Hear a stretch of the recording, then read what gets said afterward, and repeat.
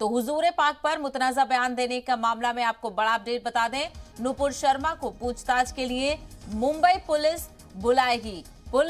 Mumbai police पूछताछ के लिए बुलाएगी नुपुर शर्मा को और मुंबई के पायधुनी में नुपुर के खिलाफ केस दर्ज किया गया है। तो लगातार जिस तरीके से बीजेपी से बर्खास्त की गई नुपुर शर्मा को लेकर तमाम तर इस वक्त कई बयानात सामने आ रहे हैं, तो वहीं अब आपको बता दें हुजूर पाक पर मुतनाज़ा बयान देने का ये पूरा मामला है, जिसमें नुपुर शर्मा ने हुजूर पाक सल्लल्लाहु अलैहि वसल्लम के हवाले से मुतनाज़ा बयान दिया था और ये पूरा मामला इस वक्त सुर्खियों में है। तो वहीं नुपुर शर्मा के खिलाफ मुंबई में केस दर्ज किया गया है और मुंबई के पायधुनी में नुपुर के खिलाफ केस दर्ज किया गया है और अब उनको मुंबई में पूछताछ के लिए बुलाया जाएगा।